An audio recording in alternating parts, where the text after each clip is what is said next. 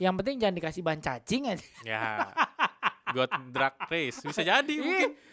Tapi jangan dipakai harian. Jangan dipakai Kalau harian buat balap maksudnya. ya monggo-monggo Ya, aja ya, karena ya, itu ya. udah pada tempatnya. Sorry. Gitu. Oke. Gak apa-apa itu kan pendapat. Iya, benar. Ntar kita dibully nih abis ini nih.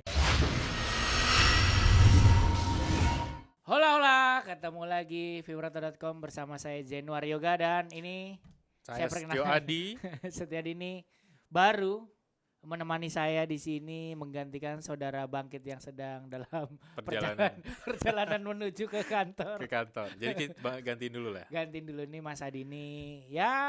Biasa dilihat di roda 4, Ya, sekarang ya, kita betul. akan bahas produk roda 2 terbaru ya. Ya, Bang Begeng ya. terbaru. Seperti yang ada pada layar televisi ini Nih.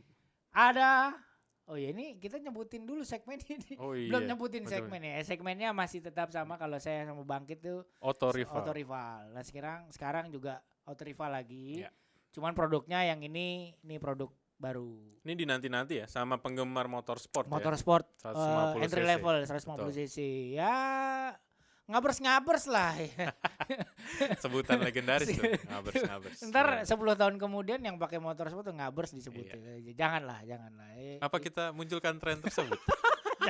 Jangan. Ya. Kita kembali ke topik pembahasan ini. Auto Rival kali ini kita akan membahas all new R15 terbaru.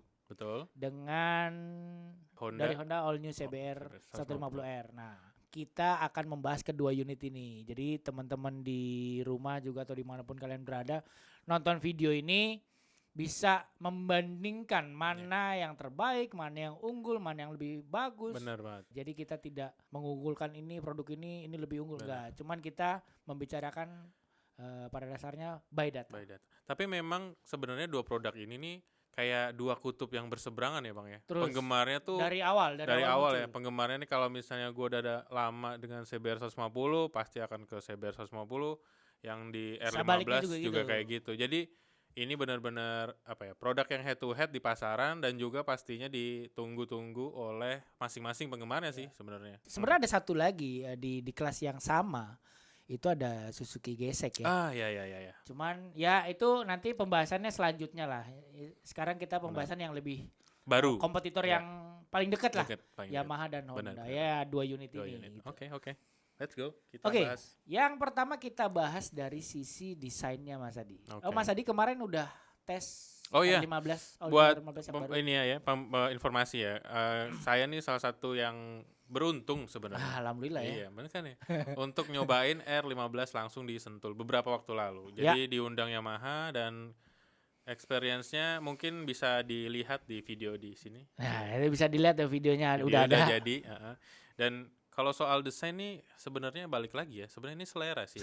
Selera masing-masing ya. Kalau karena R15 masih baru nih, jadi pembaruannya lebih terasa nih. Dia punya LED bar ya. Di depan, betul. Kemudian dia benar-benar ngikutin R1M. Ya, mirip. Tampang depannya DNA-nya memang diturunin dari si Moge gede itu. Dan Yamaha menurut saya sih berhasil banget tuh untuk memindahkan DNA tersebut ke varian paling kecil loh. Itu. Tapi di Eropa ada yang 125. Iya sih, tapi itu menurut saya menarik gitu ya. Menarik ya. Di sisi lain banyak produsen yang mati-matian, wah gimana nih bikin satu desain yang sama gitu ya antara satu mesin kecil sampai yang gede. Dan ini Yamaha menurut saya kali ini nih. Tapi nggak cuma Yamaha sih Mas. Beberapa pabrikan lain kan menerapkan hal itu gitu loh. Dari Moge-nya diturunin sampai ke levelnya yang paling bawah gitu. Yes. Ya, salah satunya si Honda ini juga. Dia kan dapat status all new ini desainnya tiba-tiba berubah total. Total ngikutin si sang kakak gitu loh sama si CBR 250RR kan. Tampangnya udah berubah semuanya lah. Betul. Cuman dengan dimensi yang lebih kecil pastinya. Okay. Itu dari desain sih sebenarnya ya kembali lagi ke personal masing-masing lah ya. R15 yang baru bagus. Si all new CBR 150R juga ya bagus juga benar. Beberapa komponen-komponennya juga udah menunjang bahwa ini motor sport full firing yang udah bisa mengakomodir pengendaranya. Ini gua layaknya naik motorsport kayak bawa Moge juga gitu loh. Balik lagi ya kalau soal ngomongin desain ini, Yamaha kan paling baru ini bikin beberapa ubahan kan di si R15 terbarunya ini. Ada di fairingnya, pakai kisi-kisi udara yang paling menonjol dari tampangnya sih M-Duk-nya itu Mas. Benar. Ya kan di tengahnya dikasih lampu Pro-G. Kalau kita nyebutnya Pro-G lah Pro-G, ya. benar. Itu keren banget sih. Keren banget. Terus ditambah LED alis. Kepikiran aja gitu ya si Yamaha ya. Terus dia kemudian bagian tangkinya juga berubah. Cover ya. Kemudian bagian stangnya ya pakai segitiga yang diklaim memang. Yang kemarin dicoba disentul tuh yang R15M atau dua-duanya dicoba. Dua-duanya kita coba. Kalau saya pribadi nih, bagian belakangnya R15 ini paling menarik sih di antara. Asli ya? Iya. Jadi dengan ada lancip-lancip tipis sama gitu ada kan? bolongannya gitu tuh. Buat nambahin aerodinamis. Itu gila sih untuk ukuran kelas 150 cc. Kan mirip-mirip si R7-nya, R7 sama si R1-nya kan mirip itu. Seperti Makanya gue bilang wah gila nih keren banget. Jadi secara proporsinya menarik. All New CBR 150R juga nggak kalah menarik Mas. Jadi dia nurunin DNA-nya total control dari si 250RR dengan lampu yang double dual kenis eyes di bagian wajahnya tuh udah menampilkan sosok motorsport, nggak kelihatan 150 cc-nya sekarang. Jadi orang di jalan juga mikirnya ini 250, tapi kalau ngelihat langsung bagian knalpot langsung tahu karena itu yang baru beda ya. Karena yang 250RR kan knalpotnya ada dua gitu kan, tingkat gitu kan ya. Kalau yang 150 kan masih satu, jadi langsung kita ini 150. Sisanya ya semua mirip sama yang si 2,5 ya, mungkin dimensi lah ya, lebarnya juga pasti beda karena crankcase mesinnya juga kan lebih kecil. Itu aja sih kalau ngomongin desain ya sama-sama menarik. Menurut gua ya Honda juga menarik ya, maupun menarik gitu loh. Ya tergantung selera lah. Ya pokoknya menarik lah, itu dari sisi desain ya.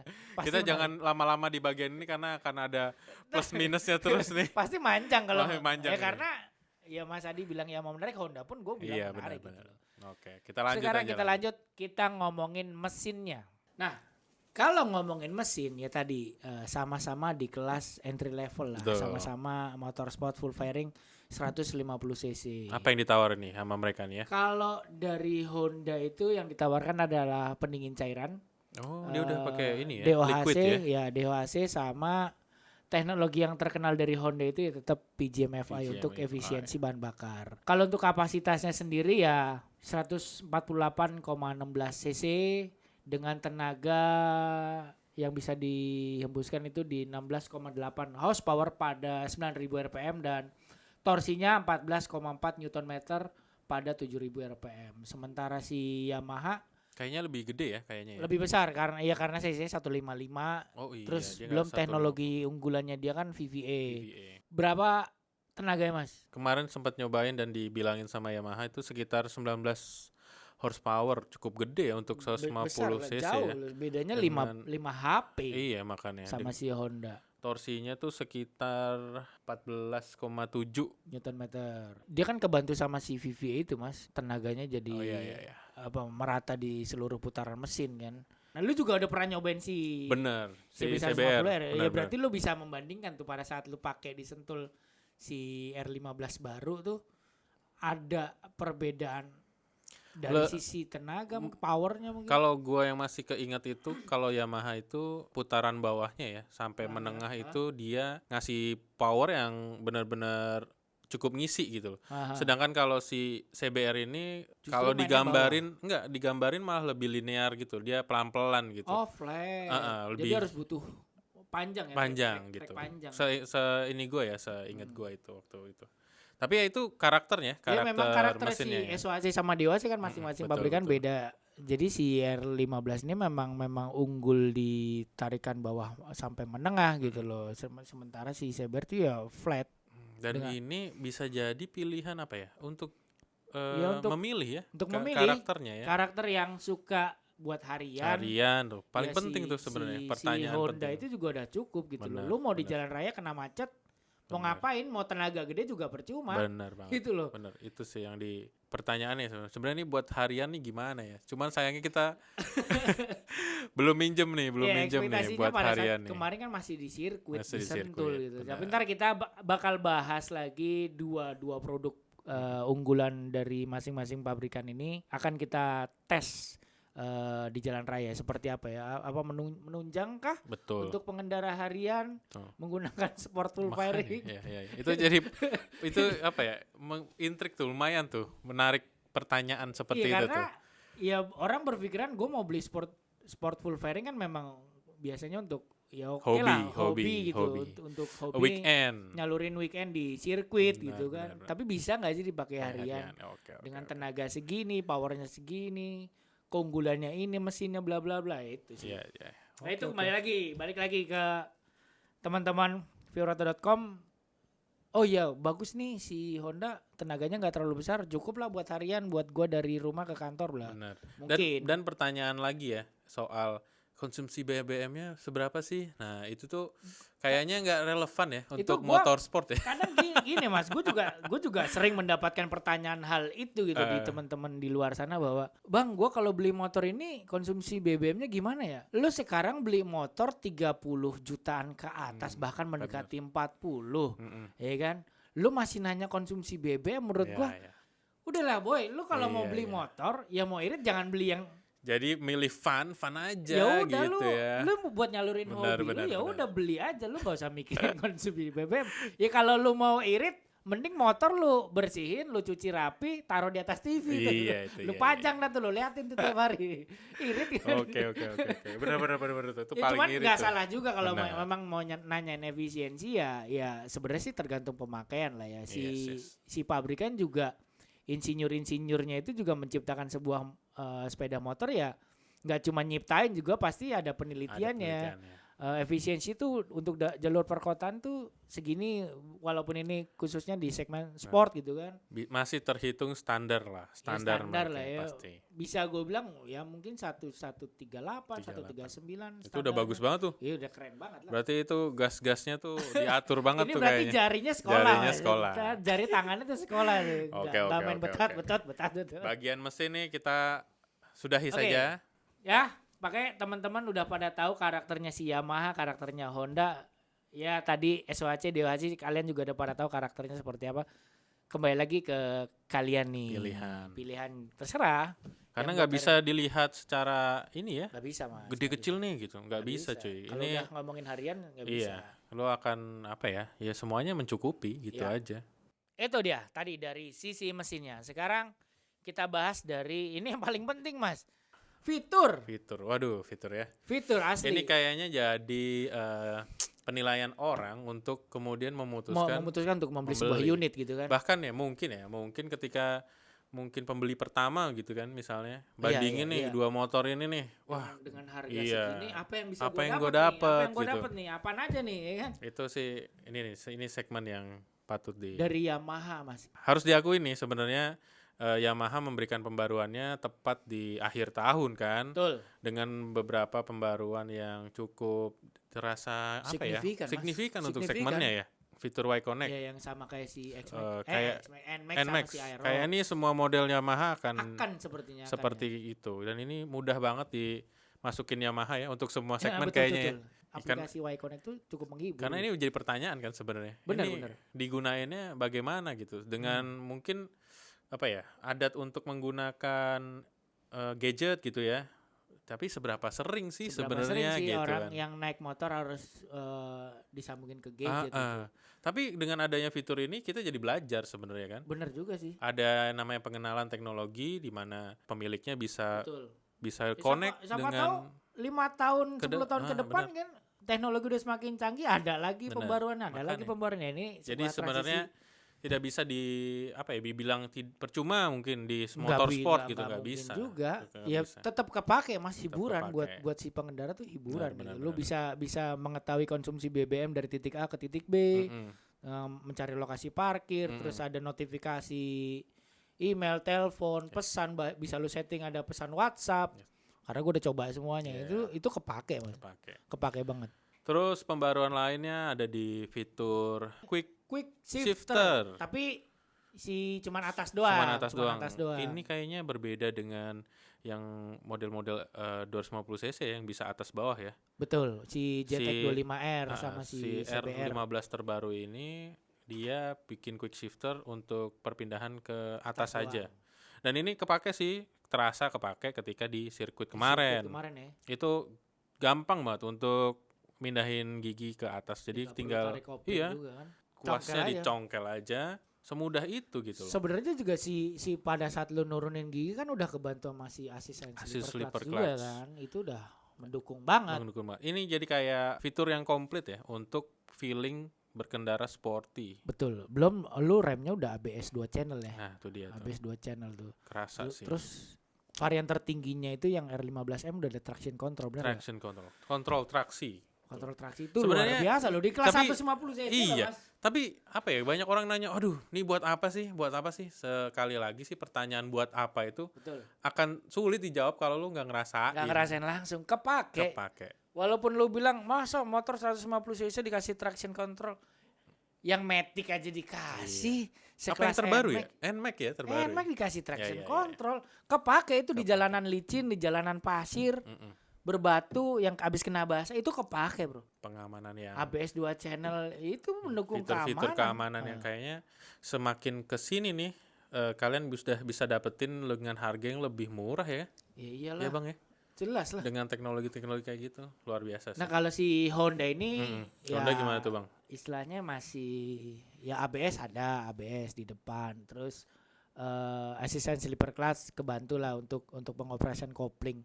Sama itu sih keunggulan si Honda untuk sisi keamanan tuh ada emergency stop signal. Jadi kalau rem mendadak si lampu sennya tuh ngedip. Si CBR terakhir nih diperbarui di 2021 ya. Jadi CBR dulu yang keluar, kemudian si R15 baru nyusul. Ya mungkin R15 ngelihat kali ya apa sih ini apa yang kurang ditutupin apa sih yang kurang ditutupin. Tapi nggak tanggung-tanggung Mas, ada traction control ya. Tapi bukan berarti kemudian kita menutup dengan fiturnya si CBR ya. Karena itu juga jadi balik lagi nih. Ya untuk apa kebutuhannya gitu loh. Karena dengan pilihannya CBR tadi, fitur-fiturnya tadi udah cukup buat harian menurut gue ya, untuk emergency stop signal, terus ABS depan sama si asisten sleeper clutch itu menurut gue buat harian udah cukup. Walaupun kalau memang nanti di kemudian hari tiba-tiba ditambahin ABS 2 channel, ada traction control, bakal sih kayaknya. Quick shifter juga mungkin ya, kita nggak tahu kan. Ini pendapat pribadi aja, tiba-tiba si Honda nggak mau kalah saing nih sama si Yamaha kan. Yaudah lah gue kasih nih fitur, nggak apa-apa, harga naik 5 juta, tapi udah dapat fitur yang sekelas gue bisa bilang udah di atas 50 juta lah. Motor-motor yang udah pakai traction control, ABS 2 channel. Itu gimana ya? Buat teman-teman yang penggemar motorsport mungkin jadi kayak apa ya? Ini adalah masa-masanya lu menikmati fitur-fitur yang bener-bener apa ya, motorsport kelas bawah gitu, 150 cc lu udah dapet fitur yang ada di Moge. Iya itu dia tuh. Bener gak? Itu dulu impian kita ya, nyobain fitur itu ya. Sekarang kita hanya bisa ngerasain di Moge, sekarang udah bisa ngerasain di 150 cc. Itu kan luar biasa. Ini terima kasih Yamaha dan Honda juga ya. Terima kasih loh. Oke. Gak perlu beli cc yang 250 RR, gue cukup beli yang 150 RR harga 36 juta yang paling bawah gitu kan. Udah dapat gitu loh. Luar biasa sih. Ini penilaian kami sesuai data lah. Sekali lagi ini sesuai data. Tetap penilaian kembali ke teman-teman masing-masing lah.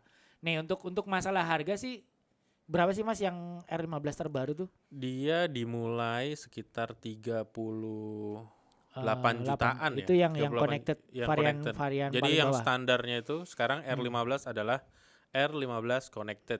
Itu dia dengan si fitur Y Connect itu.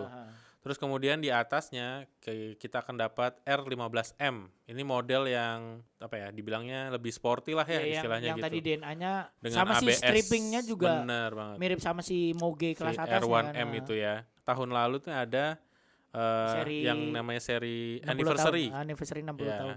Yang ada putih, merah sama kuningnya itu tuh. Super block itu. Itu katanya sih bakal jadi salah satu model yang di kolektor ya.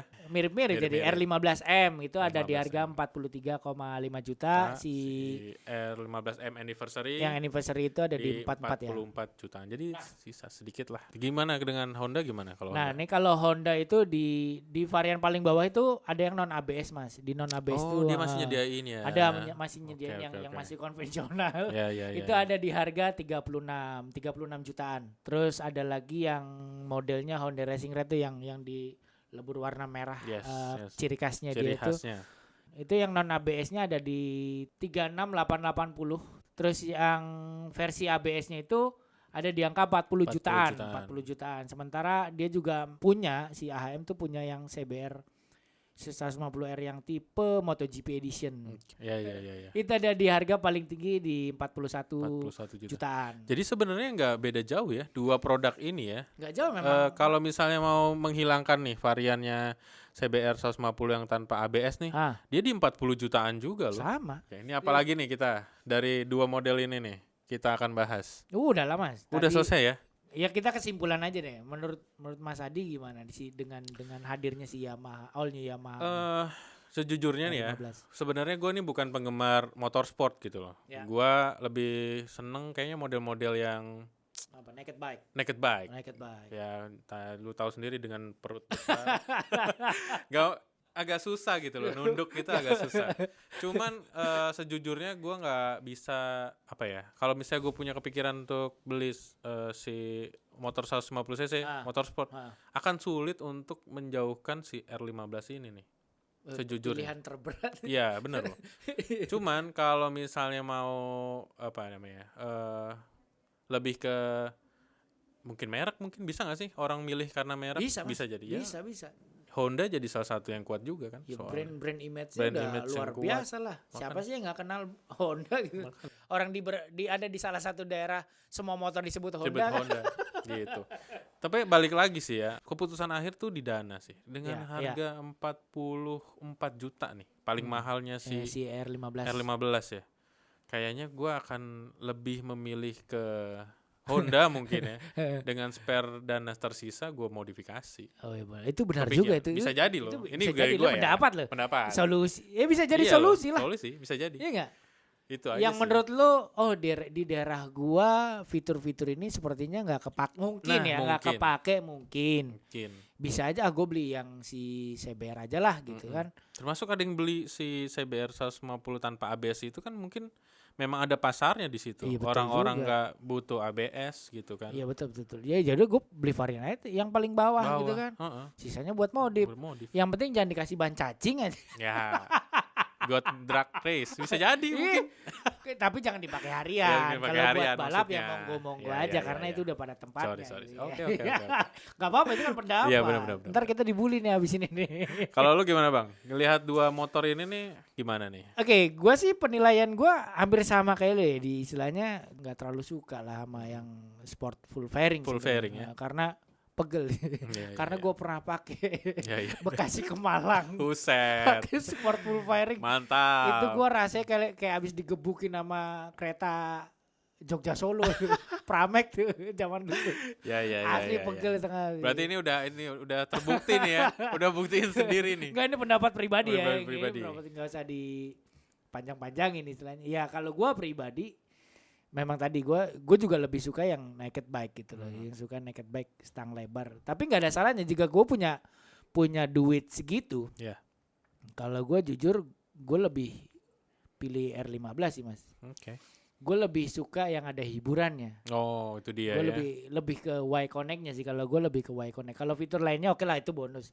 Tapi dengan adanya Y Connect nih, menurut gue nilai tambah sebuah produk Mas, yang transisi dari yang biasanya kita konvensional, fiturnya itu aja, tiba-tiba ada pabrikan nih, salah satunya Yamaha meluncurkan Y Connect ini, menurut gue luar biasa gitu. Ini gue kalau tadi gue bilang kalau gue punya duit, gue kebantu adanya R15 dengan fitur Y Connect. Hiburan buat gue. Ya itu menarik sih karena hiburan buat gue. Itu akan jadi kayaknya masa depannya. Semua produk terhubung dengan pemiliknya kan. Sekarang hampir semua pabrikan Mas, mereka punya fitur konektivitas loh. Oke lah kita bicara merek lain nih. Ini pembahasan di luar nih ya. Triumph punya, KTM punya, BMW punya, hampir semua pabrikan loh, Eropa terutama kan itu udah pada punya fitur konektivitas gitu loh. Itu luar biasa menurut gua. Transisinya enak. Nggak salah juga kalau kalian pilih si CBR yang terbaru ini gitu loh. Buat harian tuh udah cukup mumpuni banget. Apa ya istilahnya? Ya tenaga juga powernya nggak besar banget. Ya cukup untuk mobilitas perkotaan harian gitu loh. Itu udah cukup banget. Itu yang penting. Jadi emang harus disesuaikan juga dengan kebutuhan dan keperluan kita ya. Nggak cuman ngomongin di atas kertas lebih unggul mana, Ya, enggak. ya betul. Tapi kita serahkan kembali nih ke kalian-kalian nih Ya, buat. Cuman tadi kalau boleh kasih masukan ya sesuaikan kebutuhan aja, nggak usah maksa. Yes. Kalau Oke. teman-teman nih punya masukan atau punya apa istilahnya pendapat itu jangan lupa tinggalkan di kolom komentar. Siapa tahu nanti komentar-komentar kalian kita sampaikan ke pihak pabrikan. Yes, benar. Siapa tahu jadi penilaian kan. Itu tadi sekali lagi Auto Rival bersama saya Januar Beging dan Setio Adi, dan semoga dapat kesempatan lagi nih untuk bahas motor. bahas motor lagi barengan, mungkin sama Mas Bangkit mungkin. Mungkin sama Bangkit gantian gue ntar ngebahas mobil. Enggak, lu lagi jalan ke kantor. Atau bisa kita ngebahas truk gitu kan? Mungkin. Bisa jadi. Ngebahas truk. Oke. Jangan lupa tonton terus video-video menarik lainnya di YouTube Official Auto dan carvaganza.com. Jangan lupa artikel-artikel dari kita juga dibaca juga. Ada di auto.com, carvaganza.com, zickwheel.co.id. Dah, sampai ketemu lagi di video-video menarik lainnya. Dadah. Sampai jumpa. Sehat selalu.